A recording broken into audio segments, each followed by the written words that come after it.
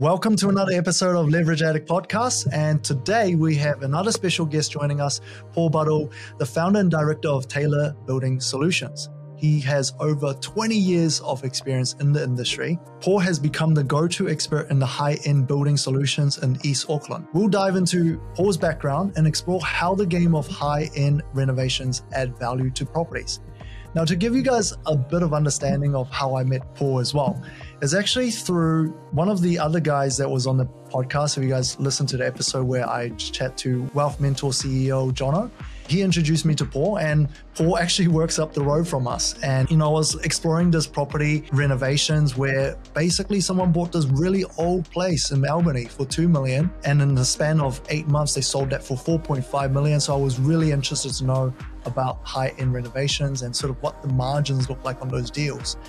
And so we got together, had a coffee, and there was a lot of interesting thing that came out of the conversation. So here we are. Paul is here today with us. Welcome. Good. And as a tradition to the podcast, our guest needs to share how much leverage they are currently running on. How much mortgage do you have currently, Paul? I've got $500,000 on my own home and $500,000 in a reclad flip we're currently doing. Oh, perfect. So how did you get into flipping? Like maybe give us a little bit of understanding. Why are you doing that? Through having a renovation company, we did do a couple of small jobs around the place for guys that were buying property on selling them. And I've always noticed the value in houses and how it can be easily added with the right sort of techniques. So mucked around and did a bit of research. I actually did the Wealth Mentor program as well. So decided to take a dive and it's all going good. So yeah, perfect. And I think you're sort of in the perfect place to do that kind of work because you are already in the industry and then now you're not just doing the job, you're invested into the job as well. And that makes a lot of sense. You have better understanding and you're going to have better margins. You have more control over those jobs. So good on you for taking that step and, finding a mentor to help you out. Paul, I thought it would be really good to just understand your journey a little bit and sort of what inspired you to specialize in this area. So Auckland's an old city, obviously, so there's always renovations happening, which is great for us being a renovations company. Yeah. I really enjoy the experience of interacting with customers and really understanding where their passion comes from and why they're wanting to do something so that we can provide the best service we can. I looked at the new build side for a little while, but yeah, Renos is where it's at, I reckon. Yeah. Have way more fun with an existing house. So ton of value add. Yeah, that's right. Yeah, absolutely. Yeah. So when you first started, what kicked you off in the building industry? How did you actually get into it? I actually had a friend of mine approach me and we were going to do a joint venture together. And then he didn't end up going ahead. But after spending a long time pricing up this project, we just decided that, Fran and myself, my wife, decided that it was time to have a go. And we had young kids and I really wanted to, provide for them. And to be honest, it was the best move we ever made. Yeah. Being my own boss. And then I also get to be a lot more hands-on with the clients in terms of what they're trying to achieve rather than just being the builder. Right.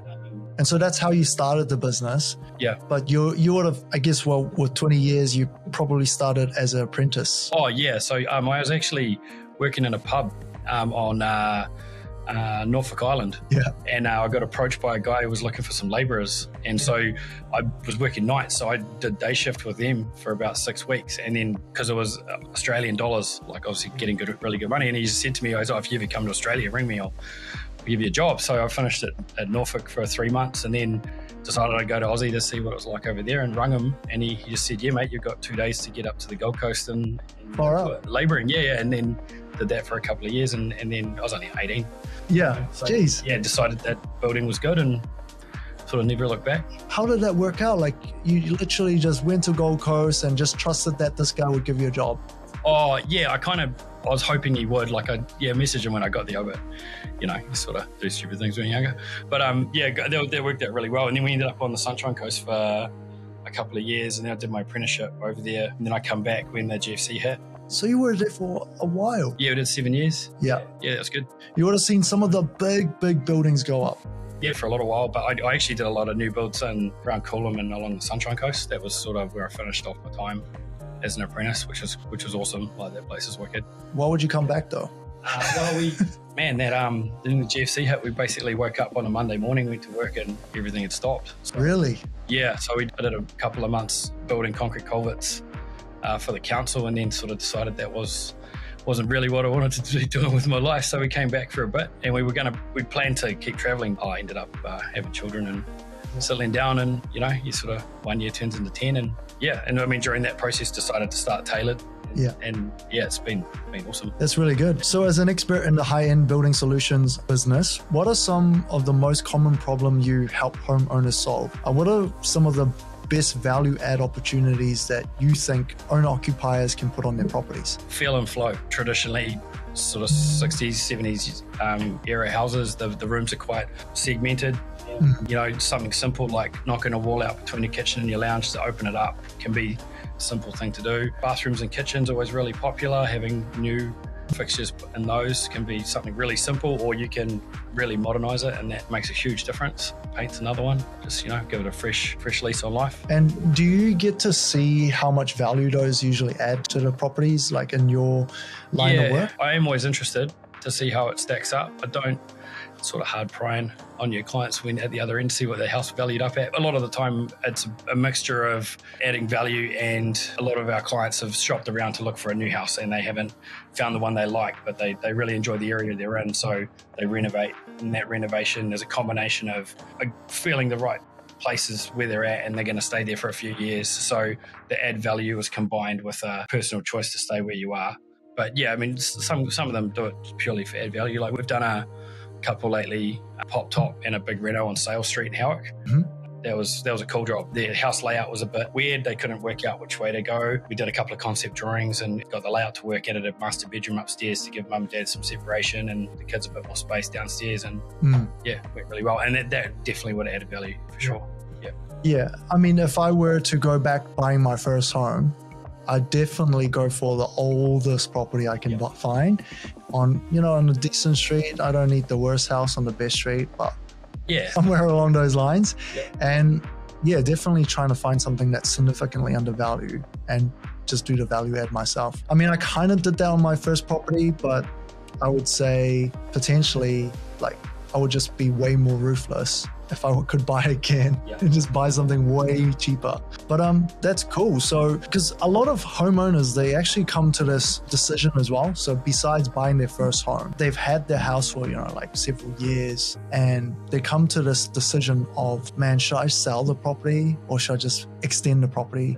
Or very rare, a small portion of them will be like, okay, I'm going to rent this out, and then I'm going to rent a new house. Or most of them want to go, I'm going to keep the old property and then buy a new one. So they're always faced with this decision, right?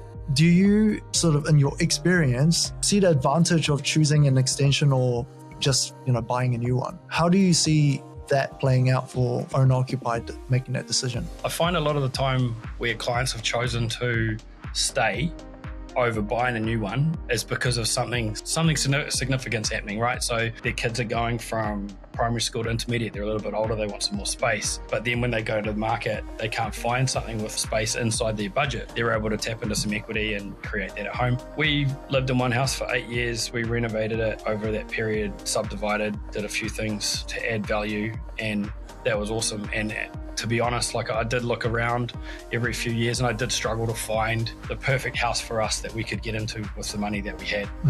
That's not always the case, but you do get attached to your house, Just to give it a lease on life or change it for whatever reason. Yeah, it's interesting that, so actually a lot of maybe these people who decide to extend their house is because they just couldn't find anything. And then it's just, it just seems like, well, my budget's not big enough for the house that I want. So maybe just modify what we have and we can customize it a bit. Yeah, and you'll be surprised how much space you can create in an existing footprint. Kitchens are a really good example. If you've got an old kitchen in your house, just by replacing it, modern design kitchens have much better storage areas, so you're creating more storage and more space, better function just by replacing it with something new. But it is, obviously I do renos, I prefer to renovate, but it is hard to find that perfect house that's new without building. Do you see a lot of extension on existing properties or mostly just strip outs of the interiors? Sort of mixture of both. A lot of people do a lot of internal work. staying inside their footprint. I think the government rules around legislation for your housing and all the different rules around height to boundaries and stuff that are happening at the moment are enabling us to do bigger extensions and create more space, which is awesome. I think a lot of it comes down to the site. The new places that are being built, obviously later on, they're probably going to be harder to extend, but older houses that are on a bit more land, definitely. Yeah. Like let's say with those older ones, I'm sure you probably come across a few of them. And what kind of challenge do you run into in those sort of extension? Because if it's like, hey, I just want to add another ensuite to my house. Yeah, the ground is a big one. So knowing what you're building on, Auckland Council have now made it a requirement that if you extend at all, that you have to get a geotech report. So that can dictate your foundation costs. But in saying that, for a small investment, you can have that stuff done and you know exactly where you're heading in terms of cost. Yeah, and then obviously layout, just what it's going to impact by adding another box on the side of your house. You know, what rooms is that going to impact? And a lot of the time it's better to do that than muck around with what you've got inside, because you might have a layout that works really well and if your bathrooms aren't that old or whatever, so you're not really needing to touch those spaces. Yeah. There was a time where I was exploring this, I guess, a strategy where you might buy, you know, some of the older houses, they're like a 2-bedroom on a big site, or like maybe a small 3-bedroom on a big site. And a lot of the time they kind of don't fit in that space where maybe not big enough for development. Like the developer's like, oh, that's too small for us. But then those houses is like, well, you wouldn't want to pay extra for the land because it's like a 2-bedroom. It's like a first home buyer is not going to buy that, because it's like, why would I pay extra for all that land? I'm not going to use it. It's an old 2-bedroom, right? There's not much space. Those houses kind of like don't fit in either quadrant. And though sometimes you can get them for cheaper, but then if you think about it as a 2-bedroom, right?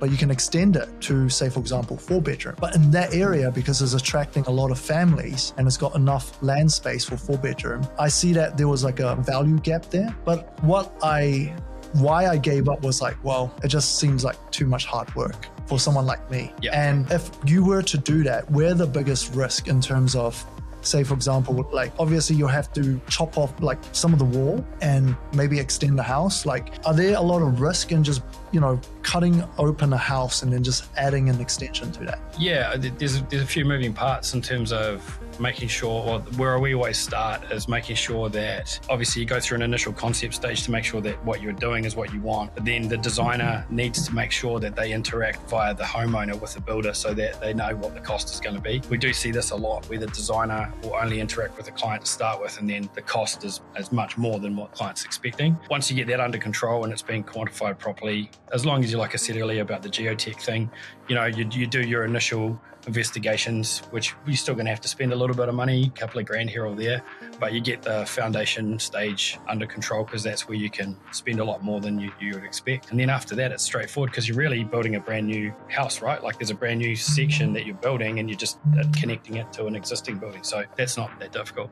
Yeah. Are there certain type of houses that might be easier to do that on, or is it sort of like you got to think maybe from a development perspective, well, if you want the flat land with services, like those are the standard things, is it quite similar in an extension as well? Or yeah, the easiest ones we've done have definitely been on your weatherboard and tin roof or brick and tile kind of style traditional Kiwi homes. So like 60, 70 single story on timber piles, you know, like it's easy to do the work access. The existing house isn't anything too complicated. It's made from simple materials and design. Those ones are easy. Kite home. Yeah, well, yeah, that's, to be honest, yeah.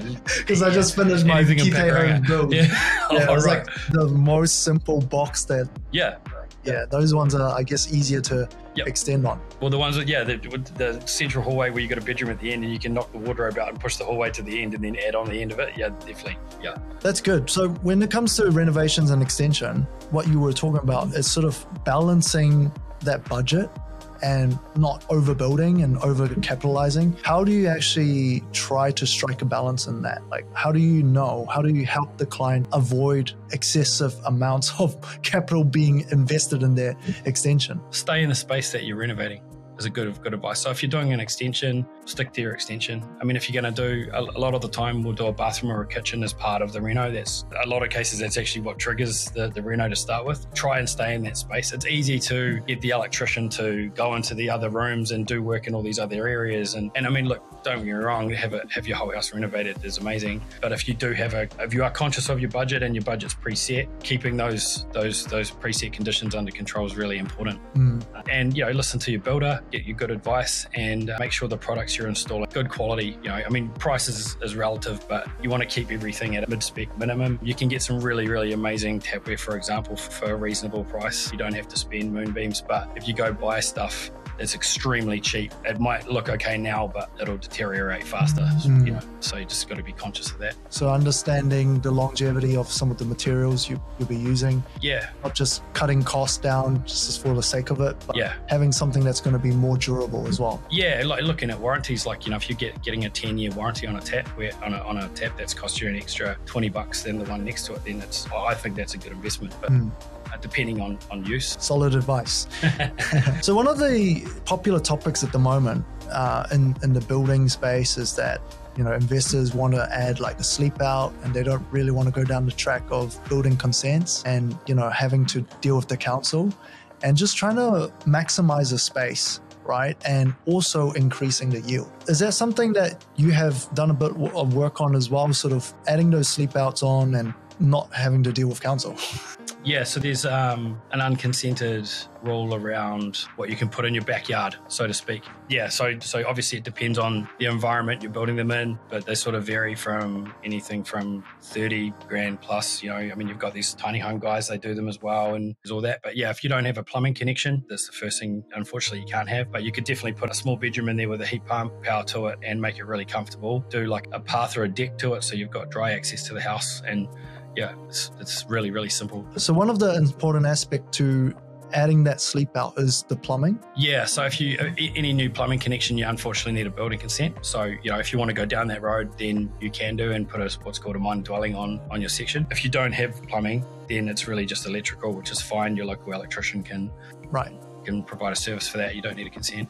Yeah, because some older homes that I've been to, where I've seen where toilets kind of position quite well, it's like close to the back door. Yeah.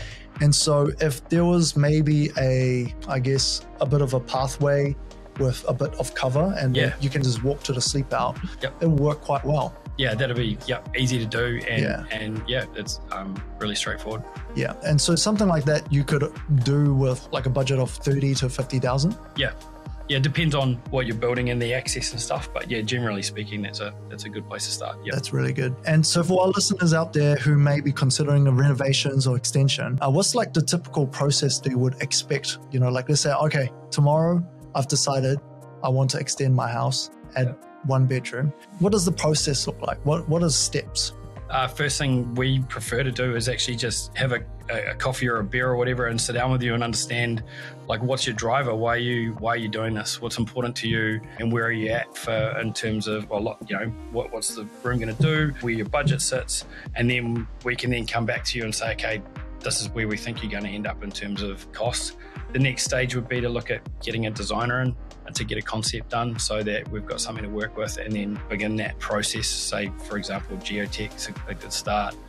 Maybe a surveyor if you're really close to the boundary, making sure that everything's going to comply before we lodge for a building consent. I see. And so with the design, is it something that you have to outsource, or do you have somebody in-house that can do that? Yeah, we've got a couple of local architects we work with that we recommend. Yeah, so depending on the project type, we pair you with a suitable architect or a draftsman, to be honest, is the more common ones that we use. The architects are for sort of more higher end design stuff. If you're just building a box on the side of your house to put a bedroom in, you don't need an architect. You can use a draftsman, a lot more cost effective. But yeah, we've got a few local guys that work with that are really good. Nice. So before we wrap up, Paul, what is one memorable story or project that, you saw like a remarkable transformation and you just was really, really stoked that you finished a project and the client was just over the moon? A couple of years ago, I was actually talking about it before. So the family actually bought a house off a friend of ours who used to live there, and they had layout issues. So it was an old weatherboard place, and like I said before about the rooms being compartmentalized, it was really awkward to get around, so if you wanted to go outside, you had to walk through the kitchen, and they've got a couple of kids, and so everyone's busy and getting in each other's way. They tried for 4 or 5 years to come up with a concept of how they could change it to make the layout work. So we used Michael from McPhee Design. He came up with a couple of concepts. We went through the whole pricing phase and worked out where they were at. They picked one, and the whole process was just awesome. We got really good feedback from them. They picked all their things they needed to in time, and we helped them budget-wise to understand where they were at in terms of cost through the project, communicated really well, and just the house got transformed into something which was really cool, and it looks really good. Like the design was made of what it is, obviously, but it came out really well. Yeah, that's awesome. Actually, I did have one more question, and I thought it'll be interesting for clients. When you're thinking about upgrading, you're obviously living in the house already. Yes. And so with people who are already living in the house, like how can you manage that? Because, you got kids coming home, you got to renovate the place, you got tradies. How do you try live and reno at the same time? So honestly, that's probably one of the main topics that comes up when we talk about renos with clients. I have it all the time. And it's easier if you've got teenagers and you're a bit older, but most of the people we renovate for have young kids. So, there's a safety thing to factor in there. If the space allows for it, so obviously if you move out, it's going to be better, but rent's expensive. So we do what we can to structure and deliver the project in a way that enables you to stay in the house. So for example, let's say we're doing an extension and you've got 2 bathrooms, one new and one existing that's being renovated. We would do the extension first, potentially give you that space, and you can move from the existing home into there, and then we can get stuck into the older part. We try to be as accommodating as we can because it is a big process. I've got a new business idea for you. You can start a secondary business where you're just renting out the container that they can live in. Well, yeah, you can pick it up. I've seen those like really nice tiny home on YouTube. Yeah, but honestly, some of the houses. Don't you worry, they have no objections now. You're like, look, I'm going to give you this amazing really amazing mini home, and it's even got a mezzanine floor. Yeah, the deck on the roof.